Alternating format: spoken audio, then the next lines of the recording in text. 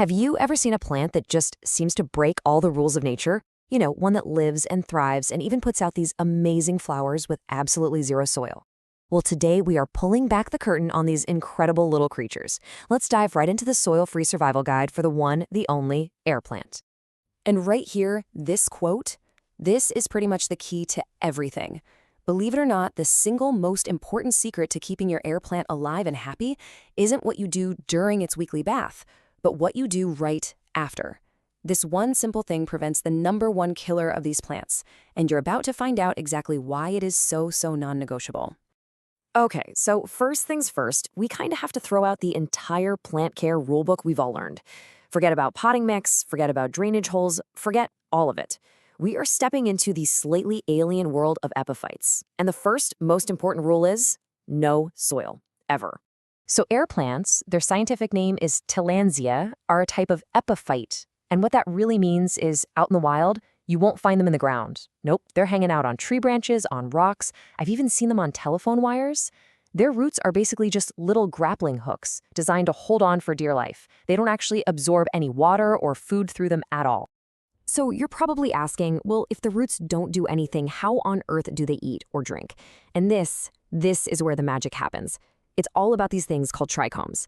They're these tiny, incredible, scale-like cells all over the leaves that act like microscopic sponges.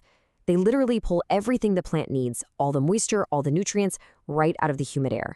That fuzzy, kind of silvery look that a lot of air plants have, yep, that's a whole bunch of trichomes doing their job. And that right there is exactly why putting an air plant in soil is a total death sentence, for two big reasons. One, the soil traps moisture right up against the plant's base, and that leads to rot fast. It's fatal. And two, it completely blocks airflow. These guys need air circulating all around them to, breathe.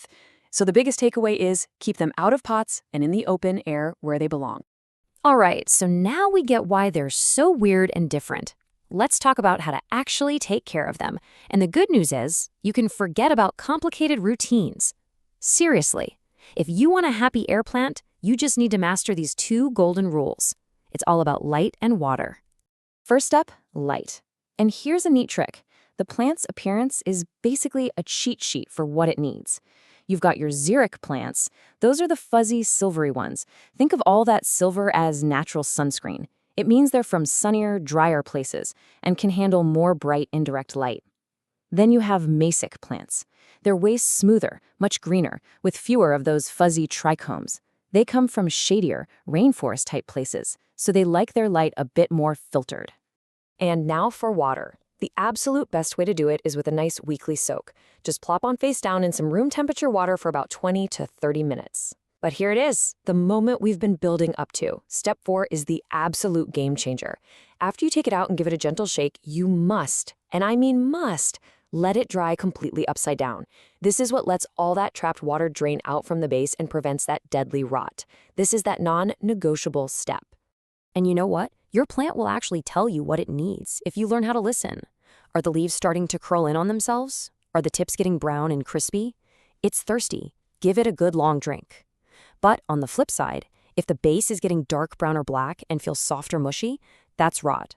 That means it's been getting too much water or not drying properly. And unfortunately, once rot starts, it's really hard to come back from. Oh, and a quick word on the type of water. The best stuff is natural, rainwater. Even aquarium water is packed with nutrients they love. Your regular tap water is usually fine. Just let it sit out for a day to let the chlorine evaporate. But please, please, please, never use softened water. It's full of salts that will kill them. And avoid distilled water too. It's so pure it's actually been stripped of all the minerals they need to survive. Okay, so we've got the basics down. Your plant is surviving, but we don't want it to just survive, we want it to thrive, right? So let's level up. With just a couple of pro tips, you can get your plant to show off vibrant colors, have amazing growth, and maybe, just maybe, give you a flower. So how do you feed an air plant? It's super easy. About once a month in the spring and summer, you just add a little fertilizer to its soaking water. But, and this is super important, it has to be a special bromeliad fertilizer. Your regular houseplant food is way too harsh and can actually burn the leaves. So use the right stuff and only use about a quarter of what the bottle recommends. A little goes a long way. Remember, these plants are from tropical places, so it makes sense that they love humidity. The sweet spot is somewhere between 50 and 70%. Now, if your house is pretty dry, you can help them out by giving them a light misting every few days, or, and this is my favorite trick, just put them in a bathroom that gets some natural light. They'll love the steam from the shower. And what's the big reward for all this amazing care? Well, it's the grand finale. A happy, mature air plant will bloom one time in its life. And when it does, it's spectacular. It'll send out this incredible, often neon-colored flower spike. It's basically your plant giving you a huge thumbs up, telling you you're doing everything right before it moves on to the next stage of its life.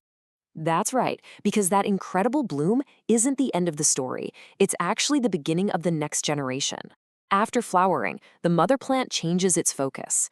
It's time to talk about the circle of life and how to propagate the little baby air plants, which are adorably called pups. After the flower fades, you'll start to see these tiny little pups popping up at the base of the mother plant. Now, the most important thing here is just to be patient.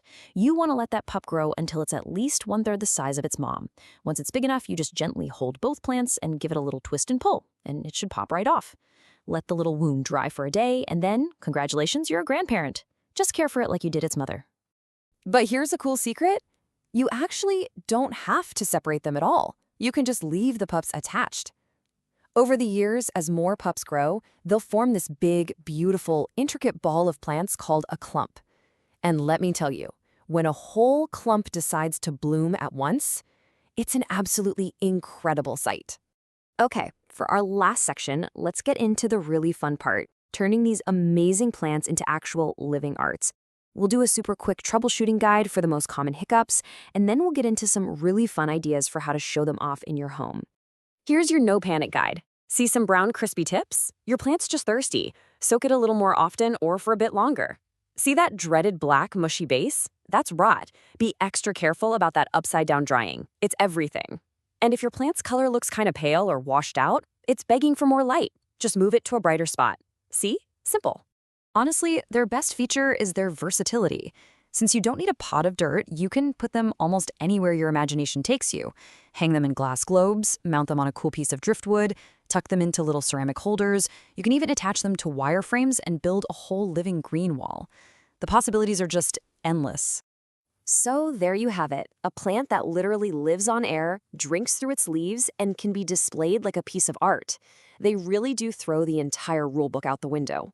So the only question left for you is, what's your living art going to look like?